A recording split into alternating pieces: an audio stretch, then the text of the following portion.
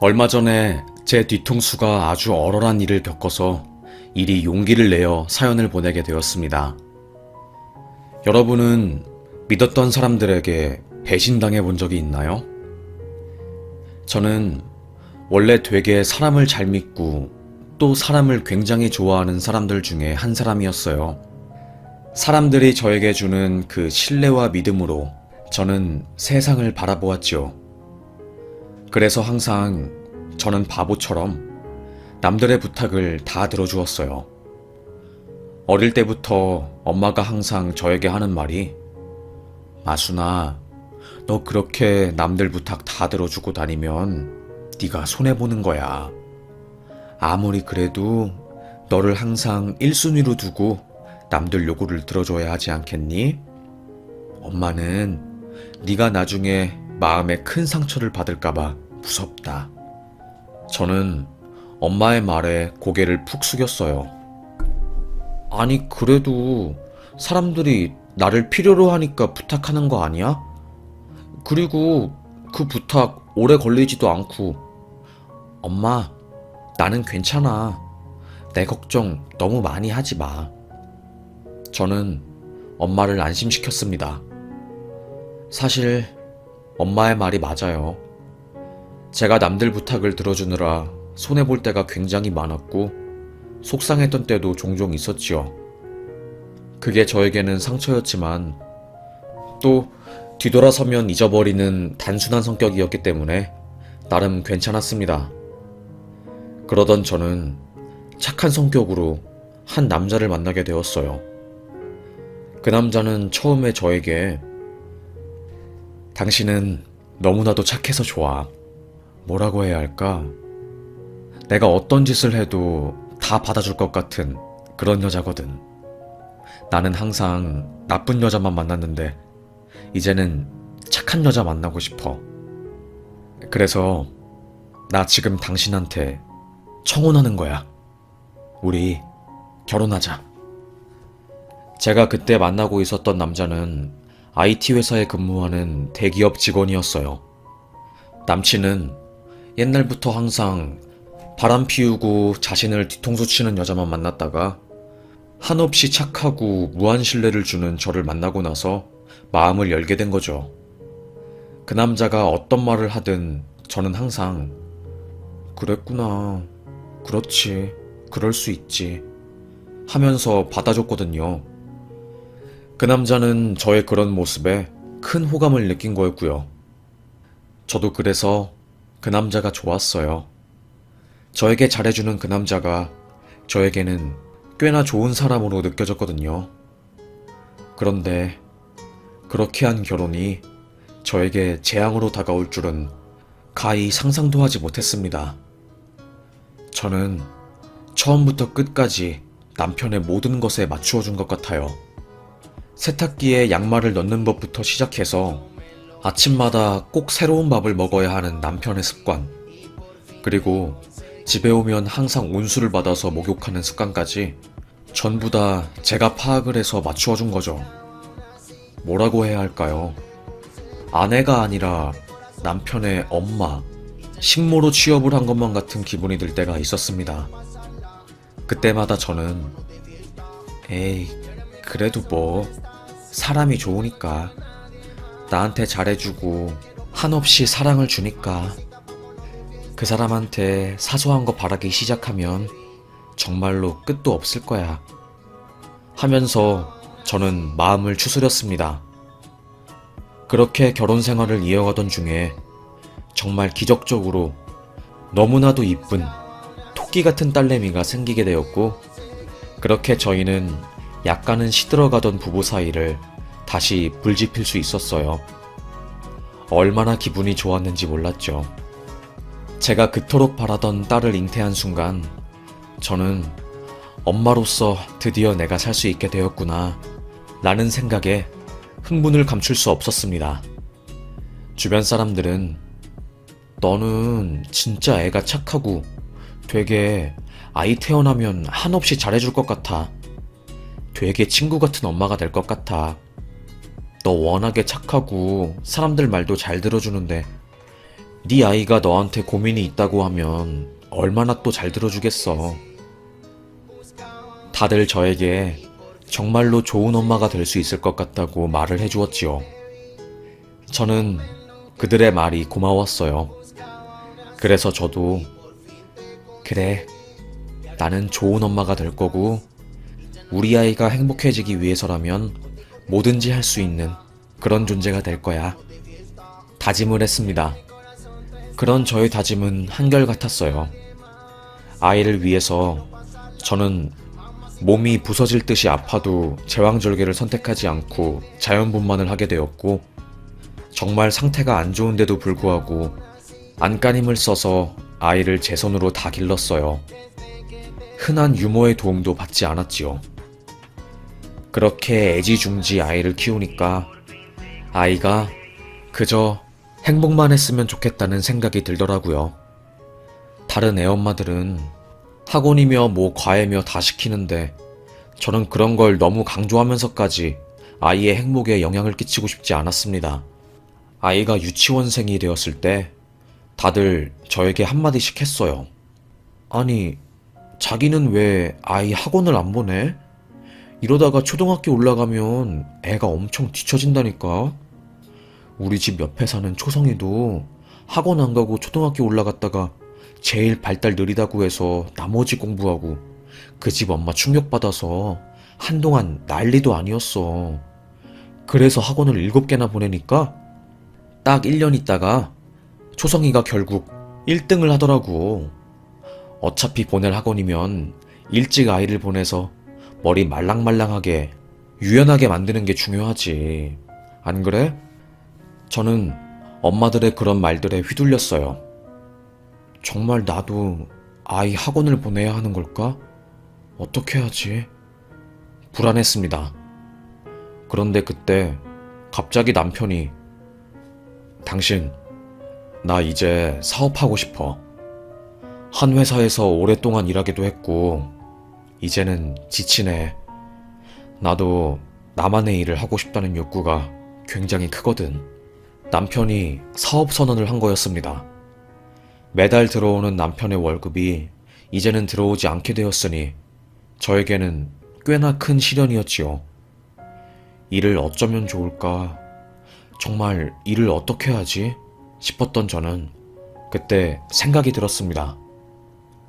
그래, 어차피 애 아빠도 회사 그만두니까 아이 학원비 낼 돈도 없고, 그리고 너무 어린일 때부터 학원 다니는 것은 100번 생각해도 별로 안 좋은 일인 것 같아.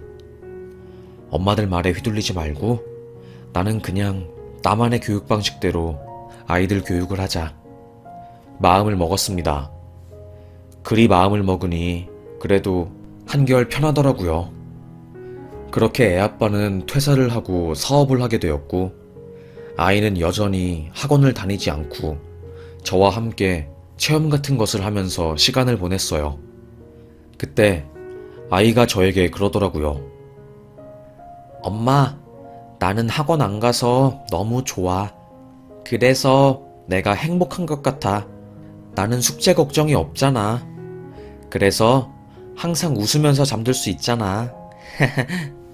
아이의 그 말을 들은 순간, 아, 내가 아이를 정말로 잘 키웠구나. 그래, 이 맛에 아이를 키우는구나. 생각이 들었습니다. 이보다 더 뿌듯할 수가 없었어요. 정말로요. 그래서 싱글벙글 웃으면서 아이를 유치원 때까지 학원을 안 보냈는데, 문제는 초등학교 올라가서부터 시작되었습니다. 그때 준호 엄마가 저에게 한 말이 맞았어요. 아이가 초등학교에 올라가니까 정말 학교에 학원을 안 다니는 애가 한 명도 없는 거였습니다. 학부모 모임에서도 다들 만나기만 하면, 아니 그래, 이제는 논술 공부가 정말로 필수래. 논술 공부 안 하면 대학도 가기 힘들어지고 생각하는 힘을 길러야 하는데 그게 안 되니까 정말 큰 문제야. 이걸 어떻게 하면 좋을까? 에휴. 그래. 그런데 목동에 되게 논술 잘 가르치는 선생이 있대. 좀 가격은 비싸고 시간당 20만 원인데 효과가 그렇게 대단하나 봐. 원래는 고3만 했는데 소문이 초등 엄마들 사이에서도 나서 이제는 초등 애들도 맡아주는 모양이야. 이런 이야기를 하는데 저는 낄 틈이 없더라고요. 자연스럽게 엄마들 사이에서 실세가 되지 못하니까 제 딸한테도 피해가 가기 시작한 겁니다. 엄마, 애들이 나 학원 같이 안 다닌다고 잘 놀아주지도 않아. 그리고 학부모 모임에서 엄마가 다른 엄마랑 안 친하다고 내 친구들이 막 말했어. 엄마, 나 그냥 요즘 학교 가기 싫어. 애들이 은근히 나를 왕따시키는 기분이야. 진짜 나 속상해. 어떻게 하면 좋아, 엄마? 아이가 그 말을 했을 때 제 심장은 덜컹 내려앉는 듯 했어요. 저는 아이의 말을 듣고 당장이라도 아이를 학원에 보내고 싶었습니다. 그런데 문제는 남편이었어요. 제 남편, 사업한다고 퇴사를 하고 일을 버려놨는데 정말 거의 이 일이 쑥대밭이 되기 직전이었습니다. 올해 IT 계열 창업이라고 옷은 명품에 차도 진짜 제일 좋은 세단 뽑아서 타고 다니는데 사실 그게 다 빚이었고 남편이 퇴직할 때 받은 퇴직금이랑 투자금 8억은 이미 다 공중분해된 상태였고 남편 빚만 10억이 넘는 상황이었거든요. 그런데도 남편은 사업은 끝까지 살아남는 자만 성공하는 거야. 그러니까 당신은 제발 걱정하지 말고 애나 잘 키워. 내 사업에 신경 쓰지 말고. 알겠지? 내 사업은 내가 알아서 잘 해볼 테니까 그러니까 좀 참견하지 마. 하면서 굉장히 예민한 태도를 보였지요. 안 그래도 돈 때문에 골아픈 남자한테 제가 자기야, 아이 학원 보내게 돈 60만 원만 한 달에 주면 안 돼? 아이가 학원을 안 다녀서 요즘 애들 사이에서 끼지도 못하고 소외감 든대. 그리고 나도 아이가 학원을 안 다니니까 학부모 사이에서 할 말도 없고 힘드네. 이렇게 말하는 게 너무나도 불가능했습니다. 안 그래도 돈 없어서 자동차 리스 할부비도 겨우 갚는 남자였는데요. 그런데도 허세는 심해서 겉으로 보기에는 정말 잘 사는, 잘 나가는 사업가처럼 보였습니다. 하여튼 집 안에서도 이렇게 불안정한 상황이다 보니까 저는 어떻게 해야 하지 하면서 골머리를 썩혔어요. 그런데 그때 저희 딸 반 학부모 모임 회장 엄마가 갑자기 저에게 연락을 한 겁니다. 아니, 하늘이 엄마, 나 은정이 엄마인데 내가 오후에 일이 생겨서 아이 픽업을 못할 것 같아. 우리 집이랑 하늘이 엄마 집이랑 가까우니까 내가 실례인 건 알지만 우리 딸 좀 학교 끝나고 하늘이랑 같이 픽업해서 좀 데리고 있어주면 안 될까? 정말 미안해. 그런데 부탁할 사람이 없어서. 저는 조금 당황했지만 속으로 그래, 이건 엄청 좋은 기회야. 은정이 엄마랑 친해져서 학부모 모임에서 어느 정도 입지도 다지면 아이 교육 정보도 얻고 엄청 좋을 거야. 생각했지요. 그래서 저는 환하게 웃으면서 어머, 당연하죠, 은정이 엄마. 어차피 하늘이 학원도 안 다니고 학교 끝나고 할 것도 없으니까 은정이랑 같이 도서관 가라고 할게요. 일 잘 보시고 애들 저녁은 제가 챙겨줄게요. 어차피 제가 손이 커서 만드는 김에 은정이 것도 같이 만들어서 먹이게요.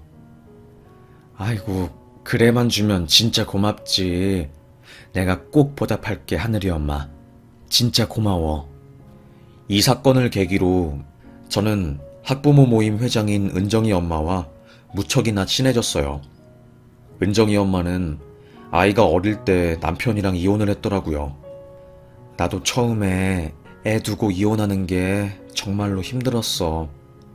그런데 부부 사이에 신뢰가 깨지니까 매일 얼굴 보면서 하루하루 사는 게 내게는 고통이자 지옥이었고 지옥 구덩이에서 빨리 탈출하고 싶다는 게 내 유일한 소망이었지.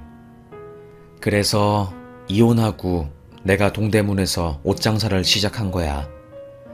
그래도 그게 잘 되어서 아이 잘 키울 수 있게 되었고, 소심한 내가 동대문 옷 장사를 시작하면서 배짱도 세지고 두려울 게 없어지니까 학부모 모임 이런 곳에서 회장도 맡고 그러네. 하여튼 하늘이 엄마, 뭐 정보 같은 거 필요하면 나한테 물어보고, 나도 하늘이 엄마가 우리 아이 도와주는 만큼 그만큼 돌려줄 수 있게끔 열심히 해볼게. 저는 은정이 엄마가 살아온 삶을 듣고 마음이 찡했습니다. 그래서 그래도 은정이 엄마가 겉으로 보이는 이미지와는 다르게 굉장히 바람직하게 착실하게 잘 살아온 분이구나. 에휴, 이혼하는데 얼마나 힘들었겠어. 그래서 성격이 악착같이 강해진 거지. 나도 힘든 시기인데 그래도 마음을 같이 나누고 의지할 내 엄마가 있어서 정말 너무 다행이다 생각했습니다. 그 이후로 은정이 엄마는 저녁마다 일이 생겼고, 제가 은정이를 픽업해서 하늘이랑 함께 놀게 하는 일정은 거의 고정으로 들어가게 되었어요. 제 친구들은 야, 한두 번이야 그게 가능하지만 어떻게 맨날 남의 집에 저녁 차려주고 놀아주냐? 너도 참 바보다. 그 엄마도 양심이 없지. 뭐 한두 번 부탁하고 다른 엄마한테, 아니면 유모라도 고용을 해서 아이 학교 끝나고 픽업하고 그래야지. 너 그렇게 남 부탁 계속 들어주다가 그 사람들 그걸 당연하게 여겨서 너 큰일 난다니까? 나중에 뒤통수 맞는 일 생긴다고. 친구들은 저를 걱정했습니다. 하지만 저도 제 나름대로 딸아이가 학교에 잘 적응할 수 있게 하고 싶었고, 그러려면 딸아이의 반 엄마들과 친해지는 게 필수였기 때문에 은정이 엄마의 부탁을 무시하지 못했어요. 은정이 엄마도 그걸 아는 듯 했고요. 하여튼 저희 둘은 암묵적인 거래 관계를 계속 유지하고 있었습니다. 그런데 이제 친해지니까 은정이 엄마는 저희 집에 놀러 오게 되었고, 제 남편이 은정이 엄마를 알게 되었어요. 우리 집에 놀러온 그 여자는 애 엄마가 아닌 것 같아. 무슨 아가씨처럼 옷을 입고 다니네? 그치. 아무래도 동대문에서 옷 장사하니까 그런 패션 트렌드를 빨리 알고 적응을 하는 것 같아. 나도 은정이 엄마 보면 되게 젊은 20대 같아서 신기해. 확실히 예술 쪽 일을 하는 사람은 다른가 봐. 그래, 그런 것 같다. 나도 옷을 좋아하니까 그 은정이 엄마라는 사람이 좀 궁금해지긴 하네. 당신이 지금 애들 학교 끝나면 은정이까지 포함해서 저녁마다 밥 먹이고 돌봐주는 거지? 응, 지금은 그러고 있어. 은정이 엄마가 장사 관련해서 할 게 굉장히 많나 봐. 그러면 은정이 엄마도 일 끝나고 우리 집 와서 저녁 먹고 가라고 해. 어차피 여기서 은정이네 집까지 5분도 안 걸린다며. 그래도 돼? 당신 안 불편하겠어? 일 끝나고 또 애들 학부모랑 밥 먹어야 하는데? 상관없어. 남편은 은정이 엄마를 꽤나 신기한 눈빛으로 바라보았고, 이야기를 더욱더 깊게 하고 싶어 하는 듯 했어요. 그때까지만 해도 저는 아무것도 몰랐으니까 당연히 아무 의심 없이 은정이 엄마한테 저녁 먹고 가라고 했습니다. 내향적인 저와는 다르게 외향적인 제 남편과 은정이 엄마는 꽤나 말이 잘 통하는 듯 했어요. 어머, IT 사업하시는 분이면 되게 똑똑한 거 아니에요? 와, 저는 가방끈이 짧아서 그런 사람들 보면 정말로 너무너무 신기해요. 진짜 대단한 것 같아요. 어떻게 그렇게 그런 사업을 추진해요? 아닙니다. 좋게 봐주셔서 그저 감사할 뿐이네요. 저는 그냥 잘하는 게 IT 쪽이라서 이쪽 창업을 한 거예요. 지난해 매출이 100억이 넘어서 요즘 조금 바쁘네요. 우와, 100억이요? 진짜 대박. 완전 멋져요, 하늘이 아버님. 하늘이 엄마, 어떻게 이렇게 대단하고 잘나고 능력 좋은 남편을 잡은 거야? 나도 비법을 좀 알려줘. 진짜 부러워 죽겠네. 은정이 엄마는 제 남편과 이야기를 하면서 연신 감탄을 했어요. 그런데 저는 어이가 없었던 거죠. 은정이 엄마가 집에 간 뒤에 저는 남편을 잡고 말했습니다. 아니, 당신 어쩌려고 은정이 엄마한테 거짓말을 친 거야? 당신 지금 장난 아니게 회사 적자잖아. 이제 당신 빚만 10억이 넘어가는데 왜 매출 100억이라고 거짓말을 쳐? 은정이 엄마 눈 휘둥그레져서 당신 무슨 신보듯 보더라. 나중에 거짓말인 거 들키면 어쩌려고. 참나, 그걸 들키긴 왜 들켜? 그럼 내가 은정이 엄마 앞에서 우리 회사 망해가고 적자에 시달리고 있어서 지금 하루하루 너무너무 힘들다고 죽고 싶다고 말해? 그렇게 말하면 우리 딸이 학교에서 처지가 어떻겠어? 나도 어느 정도 거짓말을 쳐야지. 그래야지 아이한테도 좋고 당신한테도 좋은 거야. 내가 왜 무리해서 좋은 차 타고 비싼 양복 입고 거칠에 신경을 쓰는데 사람들은 그런 거에 혹한다고. 남편은 되려 저에게 화를 냈습니다. 적당한 거짓말은 오히려 사회생활 하는데 훨씬 좋다고. 당신은 뭘 모르면서 왜 그렇게 오바를 떠냐고 하면서요. 저는 할 말이 없었지요. 남편이 그렇게 성을 내는데 제가 그 사이에서 뭐라고 말해야 할지 몰랐습니다. 그저 저는 남편이 정말 미쳤구나. 이제는 거짓말도 양심에 손을 얹지 않고 그냥 자기 원하는 이미지를 위해서 막게 되는구나 싶었습니다. 하지만 뭐 그걸로 싸우고 싶다거나 그런 건 아니었어요. 하여튼 그렇게 그날을 계기로 은정이 엄마와 제 남편은 자주 만나서 밥을 먹고 친목을 다졌어요. 꽤나 친해진 저희 부부와 아이들은 주말에 같이 한강을 가거나 여행을 갈 정도였지요. 그래서 되게 친하게 다들 잘 지냈어요. 제 딸아이도 은정이랑 친하게 지내니까 학교에서 트러블 날 일이 없었고 저도 학부모 사람들 사이에서 잘 낄 수 있으니 제 마음의 짐이 없어진 듯한 기분이 들었지요. 비록 아이 2명에게 저녁마다 밥을 챙겨주는 일이 좀 어려운 일이긴 했지만요. 그러다가 은정이 엄마가 사업 때문에 좀 힘든 일이 생기는 듯 했어요. 갑자기 얼굴 안색이 화색이 되고 살도 쪽 빠졌더라고요. 저는 은정이 엄마 도대체 무슨 일이야? 왜 이렇게 안색이 금방이라도 죽을 것 같은 안색을 가지고 있어? 혹시 무슨 일 생긴 건 아니지? 응? 내가 도울 수 있는 선에선 도울게. 에휴, 나 동대문 가게 주인이 가게 빼달라고 계약 연장 안 해준다고 해서 그래서 고민이지 그게 뭐. 그동안 내가 그 자리에서 10년 넘게 장사를 했는데 갑자기 자리를 빼라고 그러니까 이제는 완전히 낙동강 오리알 신세가 된 듯한 기분이야. 어떻게 해야 할지 모르겠어. 나도 힘들어 죽겠다 진짜로. 처음으로 저에게 힘듦을 토로하는 은정이 엄마를 보니 저도 가슴이 찡하더라고요.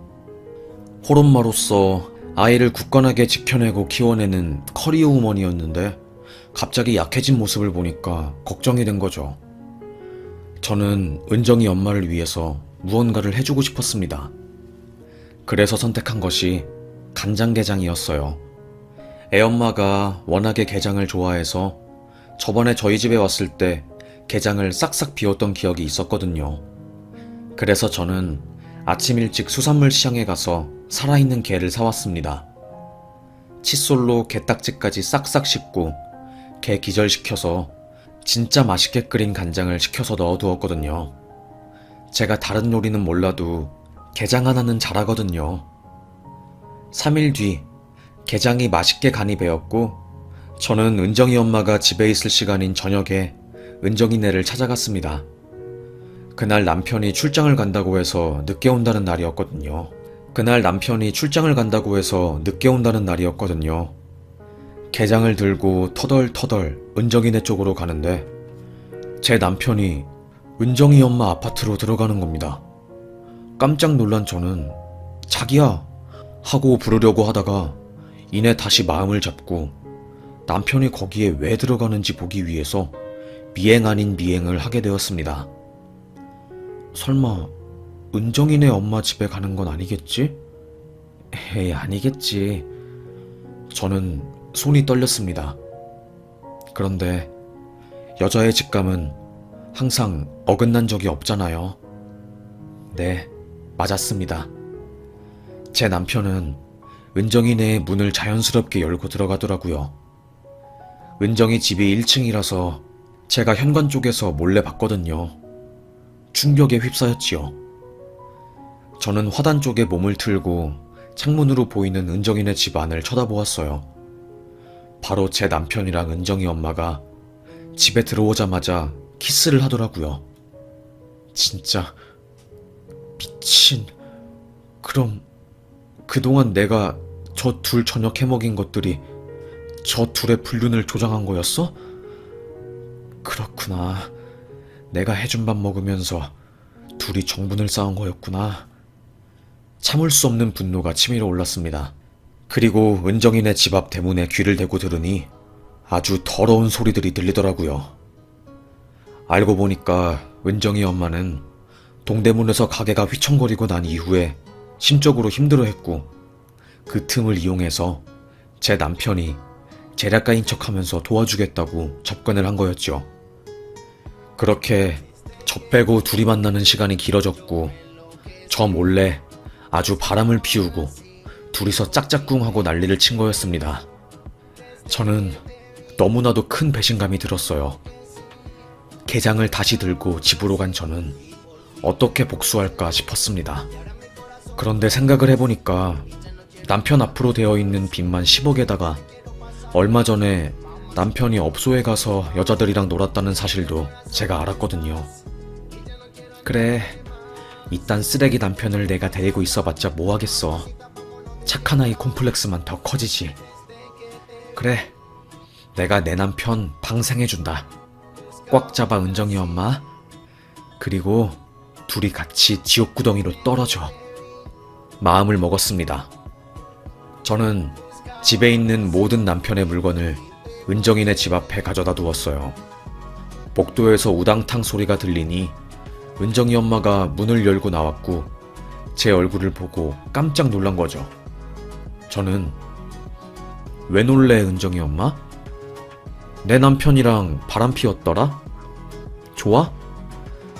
그래, 내가 내 남편 너 줄게.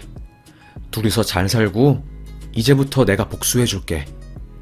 니네 둘이 그 집에서 잘 살아보라고.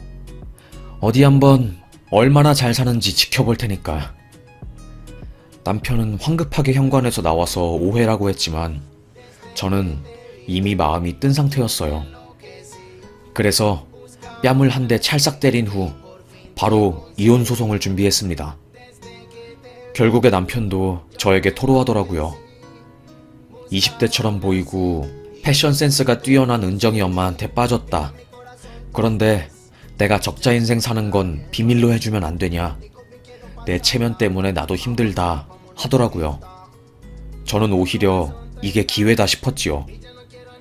그래, 당신 빚쟁이인 거 비밀로 해줄게. 둘이 잘 살아봐. 저와 이혼을 한 남편은 은정이 엄마와 동거를 시작했고 결국 그 둘은 은정이를 데리고 먼 지역으로 동대문 쪽으로 이사를 갔더라고요. 저는 제 딸 때문에 학부모들한테 은정이 엄마가 바람 피웠다는 사실은 말하지 않았지요. 후에 들어보니까 제 남편이랑 은정이 엄마가 혼인신고한 모양이더라고요. 아주 둘이 세기의 사랑, 드라마를 찍은 거였지요. 제 남편은 저와 이혼하고 나서 제 딸을 한 번도 보러 오지 않았어요. 저는 솔직히 남편이 바람 피우고 난 이후에 제대로 된 복수를 못했다라는 생각에 너무나도 억울하고 속상했어요. 그런데 그때 제 딸아이 학부모 모임 중에 두 사람이 수다 떠는 것을 제가 우연히 듣게 된 겁니다. 글쎄, 갑자기 은정이 엄마가 황급하게 이사를 간 게 우리 학교 어떤 애 아빠랑 바람을 피워서 그런 거래. 어머, 진짜야? 누군데? 그 바람난 애 아빠가 누구 아빠인데? 나도 그건 모르지. 그런데 하여튼 은정이 엄마가 그 남자랑 이사를 갔는데 거기서 난리가 난 거야. 그 남자가 은정이 엄마랑 결혼하고 난 뒤에 업소에 다니다가 에이즈에 걸린 거지. 보건복지부에서 역학조사 들어오고 은정이 엄마도 병 걸리고 둘 다 병원에 입원하고 지금 완전히 몸이 망가져서 제대로 살지도 못한대. 우와, 진짜? 둘 다 완전히 벌받았네. 그 병 걸리면 고치지도 못하고 큰일 난다고 하던데? 어쩌면 좋아. 혀를 끌끌 차더라고요. 저는 그 이야기를 듣고 깜짝 놀랐습니다. 그래서 연이 끊긴 채 전남편과 은정이 엄마 소식을 아름아름 찾아보았어요. 그런데 그 학부모들의 말이 맞았던 겁니다. 제 남편은 에이즈에 걸려서 아예 지금 병동에 입원한 상태이고, 은정이 엄마는 자기가 사기꾼한테 당했다는 그 분노에 알코올 중독에 걸렸다고 하더라고요. 100억대 매출을 가진 남자인 줄 알았는데 까보니까 아무것도 없고 빚만 10억에 자기 명의로 돈까지 4억 대출을 한 상태였던 겁니다. 우와, 내 전남편도 제정신이 아니구나. 은정이 엄마 명의 빌려서 돈 4억까지 대출한 다음에 싹 다 날려버리고. 에휴, 진짜 내가 뭐 이거는 손도 안 대고 고품격이네. 진짜 대박인데? 저는 씩 웃었습니다. 그날 왜 그렇게 웃음이 나오는지 길 가다가 막 빵 터졌어요. 진짜 솔직히 그 전까지는 착하게 살아왔던 제가 너무나도 한심하고 왜 이렇게 항상 당하고 손해만 보면서 사는지 현타가 오는 상황이었거든요. 그런데 이렇게 그들이 처절하게 인생이 꼬였다는 소식을 들으니까 진짜 기분이 좋더라고요. 뭐라고 표현해야 할지는 모르겠는데 약간 짜릿한 기분도 들고 뭔가 묘했습니다. 그리고 그렇게 제 딸 하늘이와 행복하게 살고 있을 때 갑자기 상간녀인 은정이 엄마한테 문자가 왔더라고요. 이런 남자인 줄 알고 나한테 하늘이 엄마 남편을 준 거야? 그렇게 순순하게 이혼해준 이유가 이거였어? 정말 이거였다면 그래, 하늘이 엄마 나한테 복수 제대로 했어. 내가 미안해. 내가 졌어. 내가 외로워서. 그리고 하늘이 아빠가 대단한 사람인 줄 알고 쟁취하고 싶어서. 그래서 내가 바람 피운 거야. 인정할게. 그리고 사과할게. 내 한순간의 잘못된 판단 때문에 내 딸의 인생도 꼬이고 내 인생도 꼬인 것 같아. 진짜 미안해. 정말 미안해. 할 말 없어. 입이 2개라도 나는 정말로 할 말 없어. 나 그리고 병 걸린 거 들었어? 매일 약 10수개 먹지 않으면 죽을 것 같아. 병원도 함부로 못 가. 사회적으로 낙인이 찍혀서. 보건복지부 쪽에서 특별관리 대상자로 들어가서 취업하는 것도 힘든 것 같아. 그냥 죽고 싶다. 그리고 미안해. 이런 문자가 왔더라고요. 그리고 얼마 지나지 않아서 전 남편한테도 문자가 왔지요. 내가 너한테 상처 줘서 미안하다.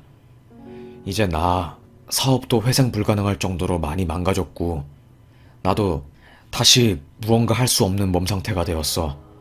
그래서 그런데 나 병원비로 쓰게 돈 좀 빌려주면 안 되냐? 끝까지 이런 말해서 미안하다. 돈을 빌려달라는 남편의 문자를 보고 저는 혀를 끌끌 찼습니다. 에휴, 이 사람은 끝까지 돈 거리는구나. 정말로 지옥불에 떨어져도 돈 거릴 남자구나. 에휴, 진작에 이혼한 게 내 인생의 신의 한 수였다 싶었습니다. 그렇게 저는 그 둘의 전화번호를 야무지게 차단해버렸어요. 그리고는 하늘에 외쳤지요. 아이고, 나는 세상에 신이 없고 불공평한 줄 알았는데 그건 아니었군요. 에휴, 저에게 이렇게 시원하게 코 안 대고 코 풀 수 있는 기회를 주신 신들께 감사합니다. 죽으라는 법은 없나 봐요. 전 남편 바람 피우고 나서 너무 억울하고 자존심 상하고 죽고 싶었는데 결국 그 둘이 자멸을 하니까 제가 좋아 죽을 지경입니다. 감사합니다. 저를 이렇게 속 시원하게 만들어주신 조상님들과 하느님. 제가 이렇게 말을 하니까 주변에 길 가던 사람들이 저를 쳐다보더라고요. 그런데 그게 중요한 게 아니었습니다. 어찌되었건 그들의 인생은 망했다는 게 팩트였고요. 그리고 다행인 것은 제가 밀고 간 교육관, 딸아이 학원 안 보내고 책 읽게 만드는 그 교육관이 결국엔 성공을 했네요. 아이는 중학교 때까지 두각을 못 드러내다가 고등학교에 올라가서 압도적인 전교 1등을 도맡아서 했고, 딸아이를 무시한 학부모들이 이제는 저에게 어떻게 딸 공부시킨 거냐고, 정말로 학원 하나 안 다니게 하고 저렇게 전교 1등만 하게 어떻게 만드는 거냐고 제발 비법을 알려달라고 하면서 난리를 치네요. 그들이 그렇게 학원을 보냈지만 결국에 자기주도 학습이 없으면 그 모든 것은 무용지물이 된다는 것을 저는 잘 증명한 것 같아서 딸에게 너무나도 고맙네요. 그리고 딸은 제가 이혼한 것에 대해서 오히려 응원을 해주고, 아빠는 불행해야 마땅하고 엄만 이혼한 게 정말로 잘한 일이라고 해주었네요. 사실 이혼해서 딸에 대한 죄책감이 있었는데 딸이 그런 저의 마음을 알고 따뜻한 말들을 계속 해준 게 엄마로서 미안하기도 하고 참으로 고맙네요.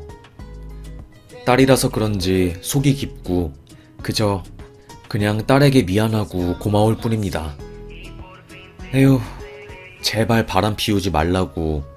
바람 피우면 그 순간은 상대방이 모를지라도 나중에는 다 벌받게 된다는 이야기를 해주고 싶어서 이렇게 컴퓨터를 써서 글을 쓴 건데, 지나간 세월의 제 과거를 돌이켜보니 참 고생을 많이 한 것 같아서 지금 눈물이 아른거리네요. 여태까지 생각했던 것처럼 우리네 삶이 정말 쉽지는 않지만 그래도 자기가 맞다는 길을 걸어가면 그 근처 비슷한 곳까지 도달하는 것 같습니다. 저희 딸도 시간이 오래 걸렸지만 결국에는 맞다는 것을 증명했고, 제 남편과 상간녀가 된 은정이 엄마도 결국에는 지옥구덩이, 그러니까 정말 끔찍한 인생, 망한 인생이 되었으니까요. 여러분, 우리 아무리 쾌락이 좋아도 양심에 손을 얹고 삽시다. 우리 행복하게 살아요. 바람 피워서 남 눈물 흘리게 하는 일은 절대로 하지 맙시다. 나쁜 짓을 하면 하늘에서 다 알고 결국에는 벌을 주는 것 같아요. 이번 사건으로 인해서 제가 아주 확신을 했답니다. 세상에 신은 있다고요. 나쁜 일 하는 사람들은 결국에는 다 벌을 받으니까 내가 굳이 큰 힘을 안 들여도 된다는 것을요. 그럼 여기까지 저의 긴 사연을 들어주셔서 정말로 감사합니다. 저는 사연 여기서 마치겠습니다. 여러분, 우리 행복합시다. 그리고 남을 미워하는데 시간을 너무 오래 쓰지 맙시다. 내가 싫어하는 사람은 다른 사람도 싫어한 것이고, 그러면 결국엔 내가 힘을 안 써도 복수를 당하게 되는 것 같네요.